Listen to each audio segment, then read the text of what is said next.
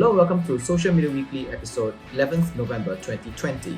Social Media Weekly is brought to you by Virtual Peddlers Marketing, rehumanizing your marketing experience. My name is Sean, coming to you from the comforts of my home again this week. Still working on a little bit of the sound, but if the sound is good, then we hope we'll get better. In any case, let's move on to the news of the week. WhatsApp messages can disappear after 7 days. TikTok brings Learn tab that showcase how-to videos. TikTok set to hit past 1 billion users in 2021. That's next year. No, wait, a couple of months, 3 months, 4 months from now. LinkedIn releases guide to perform better on their platform. And WhatsApp Pay officially live in India. Back to the stories. WhatsApp messages can disappear after 7 days. WhatsApp has started rolling out a special feature that allows users to automatically delete chats 7 days after they are sent. This includes videos and images. All contents sent will disappear regardless of whether the recipient has received the chats or not, or watches them or not. So they send it, and right after 7 days, it starts disappearing. So it has a shelf life of 7 days only. Whether or not the recipient has seen it, has watched it, has downloaded it or not, it disappears, right?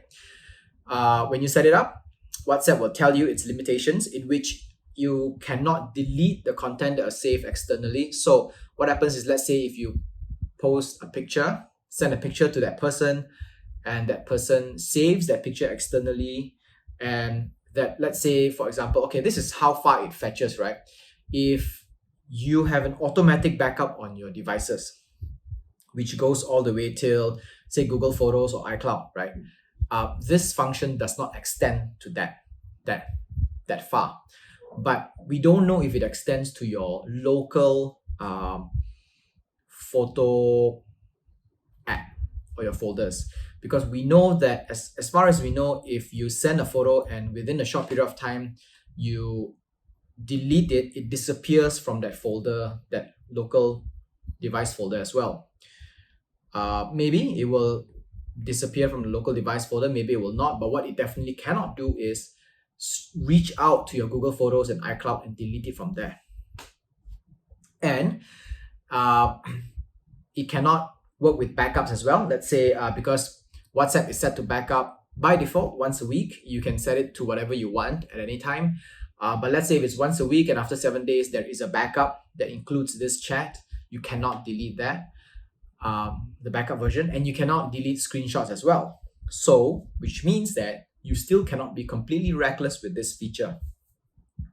To set it up, you simply access the contact info from within the WhatsApp. So you open up the chat with that person, go to the top, hit the button, opens up the contact info, and then you go to this thing called disappearing messages. Go in there and turn it on.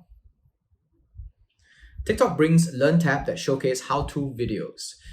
The greatest edge YouTube has ever had over other video apps, which still has it, is the ability to keep and bring people back because of its huge trove of educational videos. TikTok knows this, and they are also getting into this game. A few months ago, the company launched a dedicated hashtag called #Learn on TikTok, with a few premium creators producing videos for it. Just last week, there were sightings of a new menu tab, kind of like a tab, called Learn. Of course, it was here and then it disappeared the next day. It's still being tested in the UK, so we don't expect it to be rolled out globally very soon. But the good news is the company is finally working hard to include educational content into the platform, because TikTok grew from its nonsensical dance and lip syncing content, which is kind of how YouTube started off as well.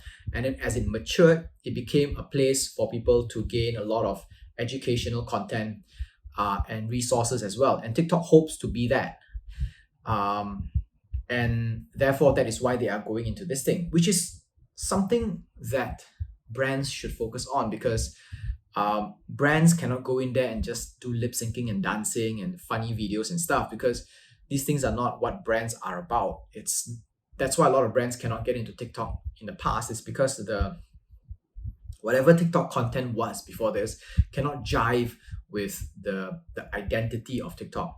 But now, because there will be this thing called Learn on TikTok, brands can go in there and include TikTok into their marketing strategy and hopefully be able to build up to a good following for when TikTok starts to focus officially and launch officially this Learn tab.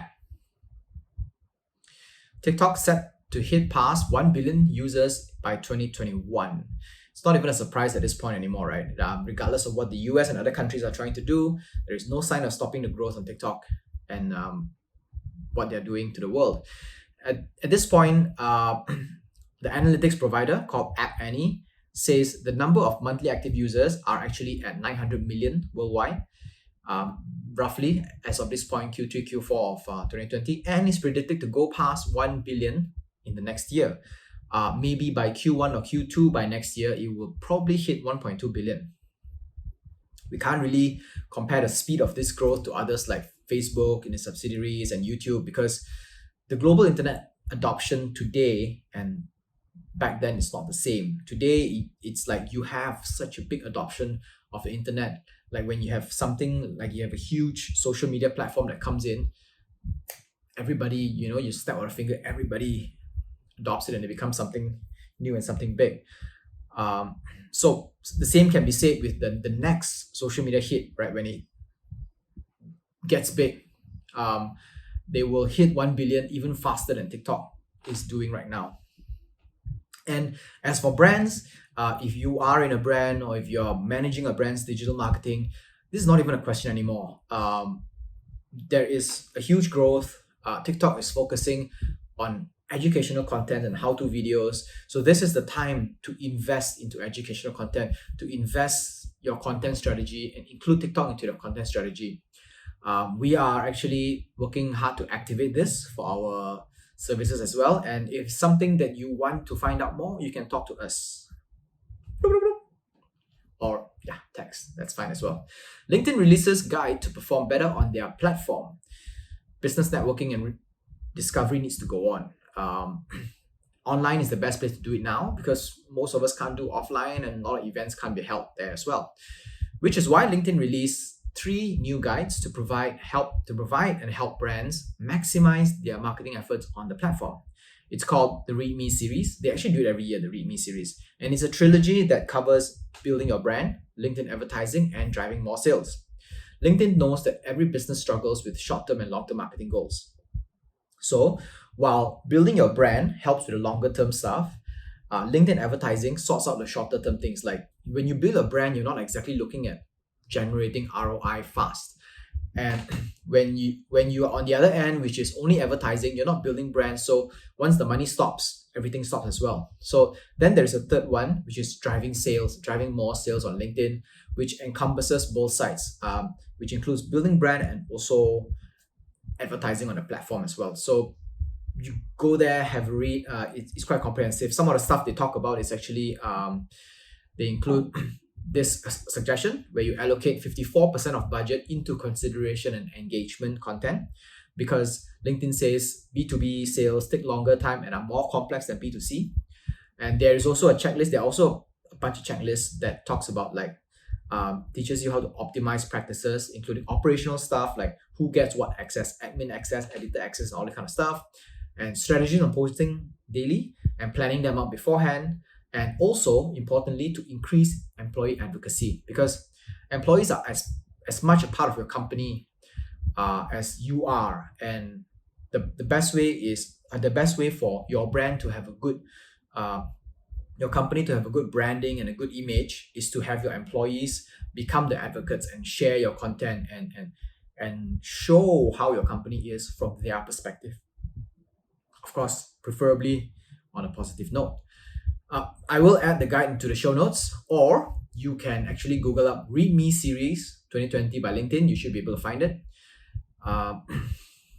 Go have a read and find out. It's actually quite comprehensive and quite insightful. WhatsApp Pay officially live in India. After a long back and forth on the mechanics of Facebook payment system, the Indian government has finally approved WhatsApp Pay in its market.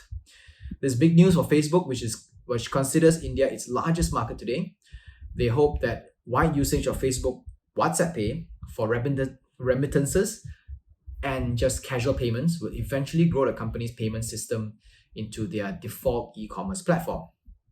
On top of that, WhatsApp has also released a new shopping button to help businesses receive payment for purchases right in the app itself. So let's say if you have a WhatsApp for business, this is only applicable for India right now because only they have the WhatsApp Pay. But essentially what you're seeing them applying that in India, they will apply to the rest of the world. And what's happening now is that businesses can actually, if you're communicating with a business, you can actually swipe up, and one of the features or controls or commands functions you have when communicating with business is to make payment. Then let's say if you want to buy something, they have catalogs. Once the catalogs are done, let's say you choose what you want, and then everything is there, all happens in the chat, and then you want to make the payment, you use WhatsApp Pay to make the payment. Of course, for that to happen, you need to register your credit card, debit card, bank information with WhatsApp Pay so you can take the money out from somewhere. Then, once that's done, businesses will then have a bunch of money within WhatsApp Pay, in which only a certain percentage will be used at any given time, right? So Facebook will say, okay, so now I have a bunch of these things. I can use it to invest in other things. I can use it to invest in microloans. I can use it to, so it becomes, they want to essentially become a financial institution of sorts, which was one of the reasons why India took a very long time to allow them to do that, because financial institutions is something that all countries should maintain and protect the sovereignty of, because it goes down into the monetary system. And I'm very happy to hear that Facebook has finally been able to crack past this one and allow India to get WhatsApp Pay for their people to use. And at this point, it seems like WhatsApp is in a good position to evolve into a WeChat competitor. They are actually in a better position than we think, because WeChat is not globally used as much as WhatsApp, right? WeChat is primarily in China, not because everybody likes to use WeChat, but because they are mandated by the government to use WeChat, because all the payment goes from there. So it's a government project. Whereas WhatsApp, it's a privatized project in which they have to work hard to localize into every single market before it becomes a big thing. And they are in a good position because they don't have a competitor at this point. The top 3 largest chat platforms in the world are Facebook's chat platforms. And if WhatsApp is able to properly support businesses like what WeChat is doing, and is able to bring the payment system as robustly as what WeChat is doing, then that's a home run for them, because we don't see WeChat going global and trying to hit, move very well on a global scale. And if that's not happening, then WhatsApp is uncontested. There it goes. All right, so that's all for Social Media Weekly this week. Social Media Weekly's podcast is available on Anchor FM, Google Podcasts, Apple Podcasts, Spotify, and more. Our full videos are available on YouTube, and we post bits and clips on Instagram and Facebook. This is Social Media Weekly, episode 11th November 2020. My name is Sean. Stay safe, wear a mask, stay home if you can. Au revoir.